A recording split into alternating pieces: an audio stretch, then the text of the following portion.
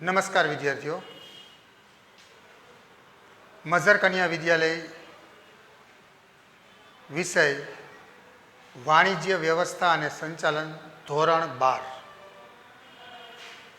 Chapter number 2 સંચાલનના સિદ્ધાંતો. તો આજે આપણે આ ચેપ્ટરની શરૂઆત કરીએ છીએ. બીજું ચેપ્ટર સંચાલનના સિદ્ધાંતો. બોર્ડમાં ટોટલ વેઇટેજ એનું 6 માર્કનું છે. 6 માર્કનું આ ચેપ્ટરમાંથી બોર્ડમાં પૂછાશે. હવે પહેલો ક્વેશ્ચન છે, સંચાલનના સિદ્ધાંતોનો અર્થ, ખ્યાલ અને સ્વરૂપ એટલે કે લાક્ષણિકતાઓ સમજાવો. તો વિદ્યાર્થીઓ, સૌથી પહેલા આપણે આ ચેપ્ટરની પ્રાથમિક માહિતી લઈ લઈએ કે આ ચેપ્ટરમાં આપણે કઈ બાબત માટેનો અભ્યાસ કરવાનો છે, શું શીખવા જઈ રહ્યા છીએ. એટલે ખાસ અગત્યની વાત આ રહેશે. પછી તમને આગળ બધી વસ્તુઓ ત્યારે સમજાશે કે તમને આ ચેપ્ટરનો મૂળ સાર શું છે, આમાં શું શીખવાનું થશે આપણે એ જોઈએ. તો ચેપ્ટરનું નામ એવું છે, સંચાલનના સિદ્ધાંતો. તો તમને એવું થશે કે એટલે શું? તો કે જે કંપનીઓની અંદર સંચાલન કરવામાં આવે છે એ સંચાલન માટેના કંઈક સિદ્ધાંતો છે, કંઈક નિયમો છે, કંઈક એવી ધારણાઓ છે કે જેના માધ્યમથી કંપનીના સંચાલકો સંચાલન કરે છે અને સારી એવી સફળતા મેળવે છે. તો પહેલી વાત આપણે કરીએ તો આપણે પહેલા ચેપ્ટરમાં એક એવી વાત શીખી ગયા હતા કે સંચાલન એક વિજ્ઞાન છે. તો એમાં એવું શીખાતા કે ભાઈ સંચાલન જે થઈ રહ્યું છે એ પણ એક વિજ્ઞાનની હારે કમ્પેરિઝન કરી હતી. તો એ કમ્પેરિઝન એટલા માટે કરી હતી કે જેવી રીતના વિજ્ઞાન હોય ને એમાં ચોક્કસ પ્રકારના નિયમો ને સિદ્ધાંતો હોય. સમજો, ગમે તે વિજ્ઞાન હોય એમાં જે કાંઈ પણ વૈજ્ઞાનિકો થઈ ગયા એ લોકોએ જે શોધ કરી છે તો એ શોધ કર્યા પછી એ બાબત જે હોય એની પાછળ એના ચોક્કસ પ્રકારના નિયમો કે સિદ્ધાંતો કામ કરતા હોય. જેમ કે ન્યૂટનનો નિયમ છે તો એમાં જોયું આપણે કે ગુરુત્વાકર્ષણ બળનો નિયમ હોય. પછી તમે કોઈ પણ આઘાત અને પ્રત્યાઘાત સરખી અને સામસામી દિશામાં હોય. આવા વિજ્ઞાનના અનેક નિયમો અને સિદ્ધાંતો જુદા જુદા વૈજ્ઞાનિકો આપ્યા છે. પણ હા, એ જે વૈજ્ઞાનિકોએ વિજ્ઞાનમાં જે નિયમો સિદ્ધાંતો આપ્યા છે ને એ ચોક્કસ હોય અને પરફેક્ટ હોય, એકદમ ફાઇનલી હોય કે આ રીતે આમ જ થાય. એને કઈ રીતે નિયમો કે સિદ્ધાંતો આપ્યા હોય વૈજ્ઞાનિકોએ? તો કે એના માટે એને ઘણા બધા એવા પ્રયોગ કર્યા હોય, એક્સપેરિમેન્ટ કર્યા હોય, જુદા જુદા એવા અનેક પ્રકારના પ્રયોગો કરી અને પછી એમાંથી જ્યારે છેલ્લે એને સફળતા મળે ત્યારે એ આખી દુનિયાને એ વિજ્ઞાન જે શોધ કરી હોય, વૈજ્ઞાનિકે જે શોધ કરી હોય એ દુનિયાને આપે છે. ત્યારે એ ચોક્કસ અને પરફેક્ટ હોય. હવે આ વાત હતી આપણી વિજ્ઞાનની. પછી આપણે પહેલા ચેપ્ટરમાં જોયું કે ભાઈ સંચાલન એ એક વિજ્ઞાન છે. વિજ્ઞાનની સાથે કમ્પેરિઝન કરવામાં આવી સંચાલનની. તો એટલા માટે કમ્પેરિઝન કરવામાં કે સંચાલનમાં પણ વિજ્ઞાનની જેમ અમુક પ્રકારના નિયમો અને સિદ્ધાંતો જોવા મળે છે. તો એ કઈ રીતે હતું? તો કે જે જુદા જુદા સંચાલન શાસ્ત્રીઓ થઈ ગયા છે આજથી ઘણા વર્ષો પહેલાં, જે કંપનીઓની અંદર સંચાલન કરતા હતા એમાંથી ઘણા લોકો સંચાલન શાસ્ત્રીઓ કહેવાય છે. એ લોકોએ સંચાલન કરતાં કરતાં અનેક પ્રકારના પ્રયોગો કર્યા હોય અને એ પ્રયોગો કર્યા હોય ને પછી એમાં 1 વખત 2 વખત 3 વખત અનેક વખત એ પ્રયોગો કરી અને પછી એને સફળતા જો મળી હોય ને એમાંથી, તો એ સફળતા મળી તો એમાંથી એ સિદ્ધાંત બનાવે કે ભાઈ આનું આમ નહીં આમ કરવાથી આનું આમ નહીં આમ થશે. ફોર એક્ઝામ્પલ, દાખલા તરીકે જાહેરાત વધારવાથી વેચાણ વધે છે. તો આ એક સંચાલન માટેનો, વેચાણ વધારવા માટેનો સિદ્ધાંત છે. તો હવે એ કંઈ એમને કોઈ ના આપી દીધો હોય. પહેલાં કોઈ સંચાલન શાસ્ત્રી થઈ ગયા હશે એને એવો પ્રયોગ કર્યો હશે, એવી એક્સપેરિમેન્ટ કર્યો હશે. ભાઈ પહેલાં એડવર્ટાઇઝમેન્ટ આપી હોય થોડી, પછી જોયું હોય તો વેચાણમાં ફેર પડ્યો હોય, વળી એડવર્ટાઇઝમેન્ટ આપે એટલે કે જાહેરાત આપે તો વેચાણમાં ફેર પડે છે. પછી 1-2 વારમાં નહીં, પછી હજી બીજી કોઈ કંપનીમાં કે બીજા કોઈ XYZ વળી પાછો એવો અખતરો કરે અને પછી એને એમ થાય કે ના, દરેક વખતે આમાં આપણે સફળતા મળી છે, ત્યારે એ એક સિદ્ધાંત બનાવે કે જાહેરાત વધારવાથી વેચાણ વધે છે. આવા અનેક પ્રકારના સિદ્ધાંતો આપણે સંચાલનમાં પણ જોવાના છે. અને આવા જુદા જુદા અનેક સંચાલન શાસ્ત્રીઓ થઈ ગયા છે કે જેને પોતાના વિચારથી, પોતાના અનુભવથી, પોતાની રીતે જે પ્રયોગો કરી અને અનુભવથી, અનુભવના નિચોડ દ્વારા સંચાલન કરવા માટે અલગ અલગ પ્રકારના એવા સિદ્ધાંતો કે નિયમો આપ્યા છે. અને એ સિદ્ધાંતો કે નિયમો પ્રમાણે આપણે જો કંપનીમાં સંચાલન કરીએ તો આપને ઘણી બધી સફળતા મળે છે. તો આ ચેપ્ટરમાં આપણે આ રીતે સંચાલનના સિદ્ધાંતો વિશે અભ્યાસ કરવાનો છે. અને સંચાલનના સિદ્ધાંતો એટલે મૂળ તમારે ખાસ ટૂંકમાં યાદ રાખવાનું છે કે આજથી ઘણા વર્ષો પહેલાં જે સંચાલન કરનારા, જે સંચાલન શાસ્ત્રીઓ થઈ ગયા ને, એને પોતે જે સંચાલન કરતા હોય ત્યારે સંચાલન કરતાં કરતાં જે અનુભવ થયો હોય, પ્રયોગો કર્યા હોય અને એમાંથી એને કંઈક નિયમો અને સિદ્ધાંતો બનાવ્યા હોય અને એ નિયમો કે સિદ્ધાંતો એની પોતાની એ વિચારધારાઓ આપને બધાને આપી હોય, એના પુસ્તકો બનાવ્યા હોય, પુસ્તકોમાં એને બધું લખ્યું હોય કે આનું આમ કરવું જોઈએ, આનું આમ કરવું જોઈએ, અને સંચાલન કરતી વખતે આનું આમ ધ્યાન રાખવું જોઈએ, આનું આમ, એ જે વિચારધારાઓ આપને આપી હોય અને એ પુસ્તકોનો અભ્યાસ કરી, એનું વાંચન કરી અને આપણે પછી સંચાલન કઈ રીતે કરવું એના માટેનું આપણામાં પણ ઘડતર થાય અને આપણે એના વિચારો પ્રમાણે, એના સિદ્ધાંતો પ્રમાણે પછી કંપનીમાં સંચાલન કરવામાં આવે તો એનાથી ઘણો બધો ફાયદો થાય. કારણ કે એ અનુભવનો નિચોડ છે. જૂના સંચાલન શાસ્ત્રીઓ થઈ ગયા છે અને ઘણા વર્ષો સુધી સંચાલન કરીને ઘણો બધો અનુભવ મેળવ્યો હોય અને એ અનુભવનો નિચોડ આપને આપ્યો હોય છે. તો એના અનુભવના માધ્યમથી પછી આપણે સંચાલન કરીએ, એનું જે જ્ઞાન હોય, એના જે નિયમો સિદ્ધાંતો આપ્યા હોય એને અનુસરી અને આપણે કંપનીમાં સંચાલન કરીએ તો આપણે ઘણી બધી સારી સફળતા મળે છે. પણ હા, જે ઓલા વિજ્ઞાનના સિદ્ધાંતો હોય ને, વૈજ્ઞાનિકે પ્રયોગ કરીને સિદ્ધાંતો નિયમ આપ્યા એ તો 100% સાચા હોય એના પછી, બરાબર? એવું અહીંયા ના હોય. આ સંચાલનના સિદ્ધાંતો 100% સાચા જ પડે એવું બધે ના હોતું. હા, મોટા ભાગે એના સિદ્ધાંતોનો ઉપયોગ કરવાથી આપણે સફળતા મળે, પણ 100% સફળતા મળે જ એવું અહીંયા હોતું નથી, પણ આપણે મદદરૂપ થાય. તો આ વાત હતી આપણી સંચાલનના સિદ્ધાંતોની. મતલબ આ ચેપ્ટરમાં આપણે જુદા જુદા જે સંચાલન શાસ્ત્રીઓએ પોતાનો અનુભવનો નિચોડ આપ્યો છે, સિદ્ધાંતો નિયમ આપ્યા છે, એનો આપણે અભ્યાસ કરવાનો છે.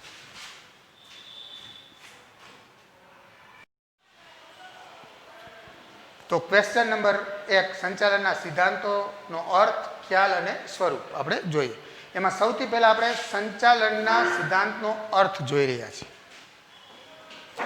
તો અર્થમાં ધ્યાન આપો કે ધંધાકીય એકમમાં માનવ વર્તણૂકને સાનુકૂળ કરવા માટે અમુક નિયમો કે સિદ્ધાંતો ઘડવા પડે છે અને એનાથી ધ્યેય સિદ્ધિ સરળ બને છે, તો એને કહેવાય સંચાલનના સિદ્ધાંતો.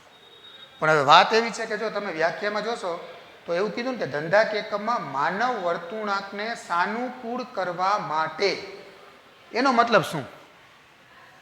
તો ખાસ પહેલા એને વિશે ધ્યાનથી સાંભળી લો કે જે કંઈ ધંધાકીય એકમમાં કેટલા બધા વ્યક્તિઓ કામ કરતા હોય, કેટલા બધા કર્મચારીઓ હોય, કોઈ અધિકારીઓ હોય, આ તો બધા કર્મચારીઓ, અધિકારીઓ બધા કામ કરતા હોય અને એ કર્મચારીઓના માધ્યમથી જ કંપનીનું કાર્ય ચાલતું હોય. યંત્રો નાથી તો નિર્જીવ વસ્તુ એટલે એનાથી કંઈ મતલબ એના માધ્યમથી જ, કર્મચારીઓના માધ્યમથી જ બધી કંપનીમાં કાર્ય થતું હોય. તમે જુઓ કે જ્યાં ઝાઝા બધા વ્યક્તિઓ ભેગા થાય કોઈ કાર્ય માટે, સમૂહ ભેગો થાય, તો એ બધા વ્યક્તિઓ છે ને એની સાયકોલોજીકલ એટલે મનોવૈજ્ઞાનિક દ્રષ્ટિએ છે ને વિચારધારાઓ, માન્યતાઓ બધાની અલગ અલગ હોય. મતલબ બધાય અલગ અલગ પોતપોતાની રીતે વિચારતા હોય. હવે જ્યાં પણ કોઈ સમૂહ ભેગો થાય ને, એટલે એ સમૂહને તમારે વ્યવસ્થિત રીતે મેન્ટેન કરવા માટે, ટૂંકમાં બધાને રાજી રાખવી અને બધાય કામ કરે વ્યવસ્થિત રીતે, કોઈના મનમાં કઈ એવો સંકોચ ના રહે, કોઈને મન દુઃખ ના થાય, કોઈ એકબીજા પ્રત્યે વેર કે દેશ કે આવું ન રાખે, આવા બધાને ધ્યાનમાં રાખીને તમારે એ સમૂહ માટે કંઈક અલગ અલગ પ્રકારના નિયમો કે સિદ્ધાંતો બનાવવા જ પડે. ટૂંકમાં આપણી ભાષામાં કંઈ તમે સાવ રેડું મૂકી દો રામ ભરોસે કે જાઓ, માનો કે એક કંપનીની અંદર 5000 કર્મચારી ભેગા થયા હોય, 5000 કર્મચારી કામ કરતા હોય અને કંપનીનો માલિક બધાને એમ કહી દે કે ચાલો આપણી કંપનીમાં કોઈ નિયમો કે સિદ્ધાંતો કાંઈ નહીં, બધાને જેમ મન ફાવે એમ પોતાની રીતે કામ કરવાનું અને પોતાને જેમ કરવું એમ કરવાની છૂટ. તો શું તમને લાગે છે કે આ કંપની 2 દિવસે હાલે? ન હાલે. કારણ કે 5000 વ્યક્તિઓ જ્યારે કંપનીમાં કામ કરવા માટે ભેગા કર્યા હોય ને, તો એ કંપનીએ કોઈક અલગ પ્રકારના નિયમો કે સિદ્ધાંતો બનાવવા પડે અને ફોલો કરાવવા પડે છે.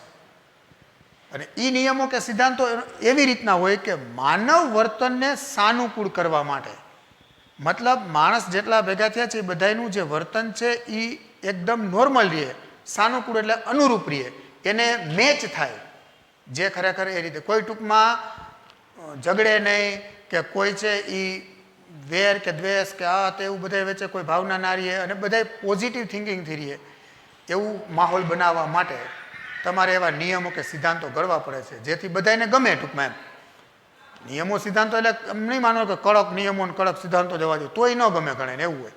નિયમો સિદ્ધાંતો એવા બનાવવાના જેથી જેટલા કર્મચારીઓ કે ભેગા થયા હોય બધાનું વર્તન છે ને એ યોગ્ય રહે અને બહુ એકદમ પ્રમાણિકતાથી, નિષ્ઠાથી અને શાંત મગજથી વ્યવસ્થિત રીતે કામ કરે. તો એના માટે સાનુકૂળ કરવા માટે જે અમુક નિયમો કે સિદ્ધાંતો ઘડવા પડે અને એવા સિદ્ધાંતો કે નિયમો ઘડ્યા હોય કે જેનાથી બધા માણસનું વર્તન સાનુકૂળ રહે, તો એવા જે નિયમો કે સિદ્ધાંતો બનાવીએ એને સંચાલનના સિદ્ધાંતો આપણે કહેશું અને જેનાથી ધ્યેય સિદ્ધ થઈ શકે.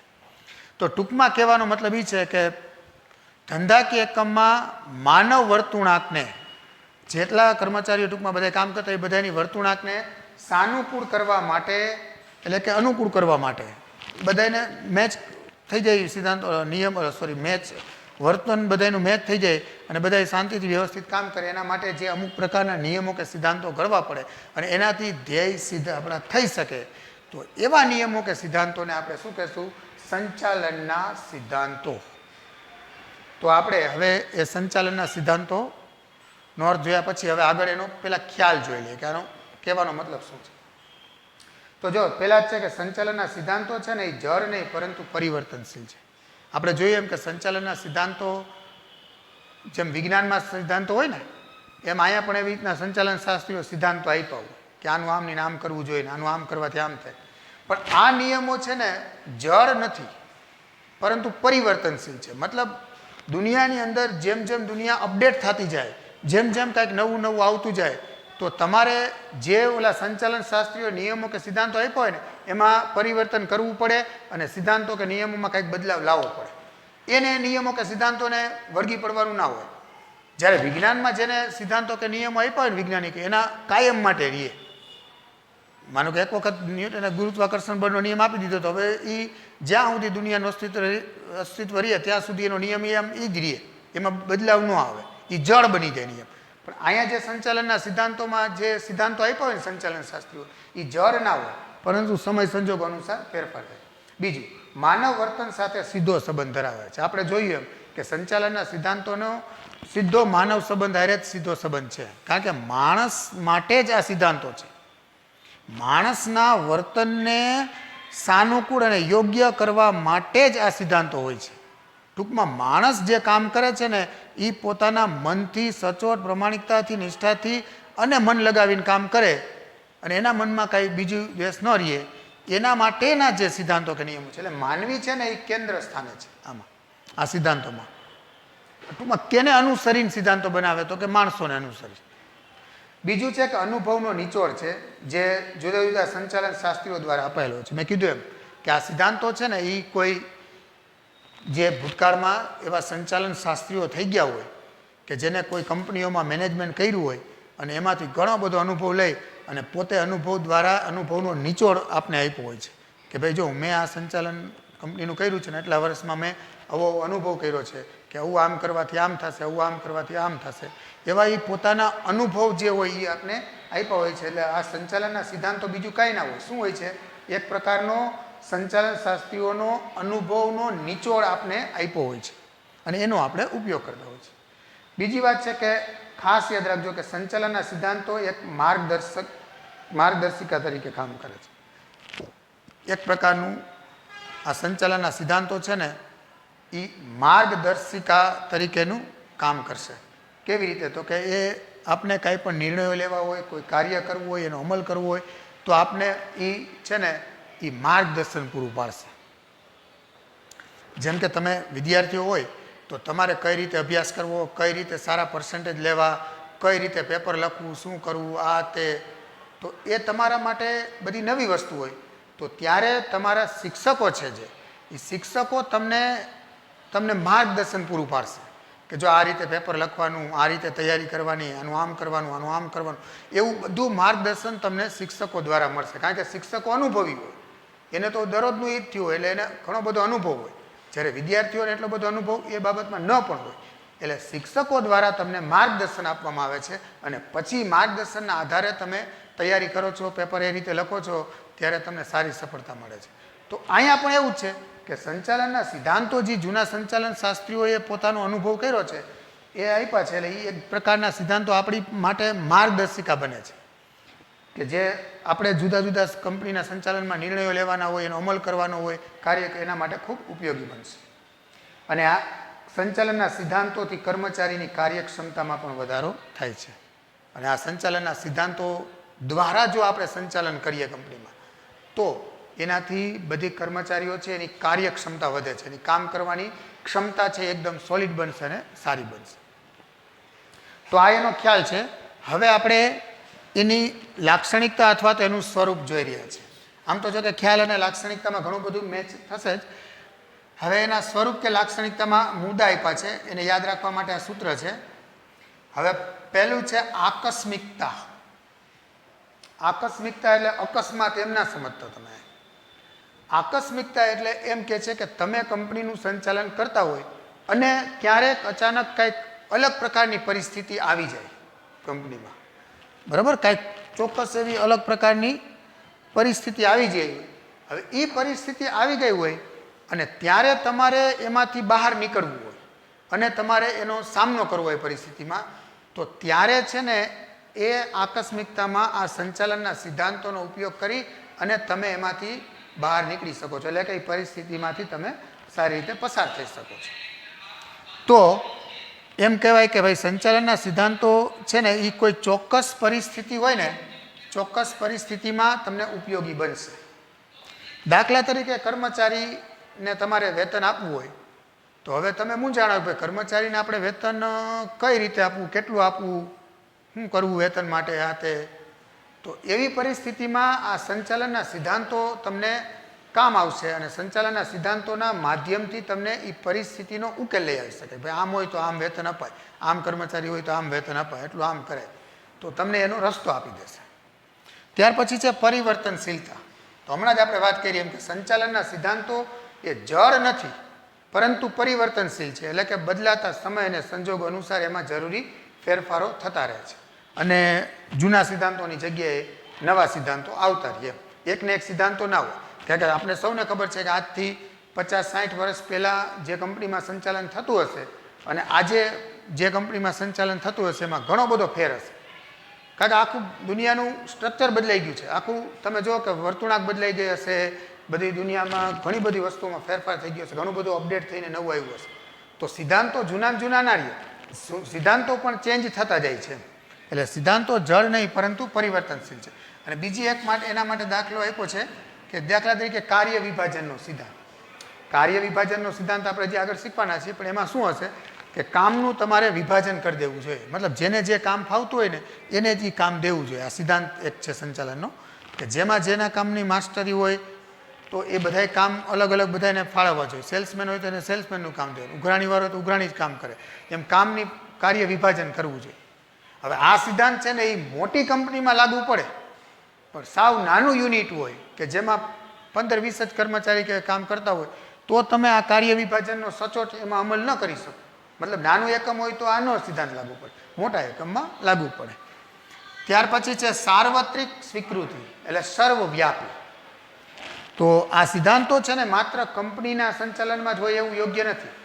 કંપની સિવાય જ્યાં પણ કોઈ સામૂહિક પ્રવૃત્તિ થતી હોય, જ્યાં ઝાઝા માણસો દ્વારા કોઈ પણ જગ્યાએ પ્રવૃત્તિ થતી હોય, તો અહીંયા સમૂહ દ્વારા જ્યાં કાંઈ પણ પ્રવૃત્તિ થતી હોય ને ત્યાં બધી જગ્યાએ આ સંચાલનના સિદ્ધાંતો તમને કામ આવશે.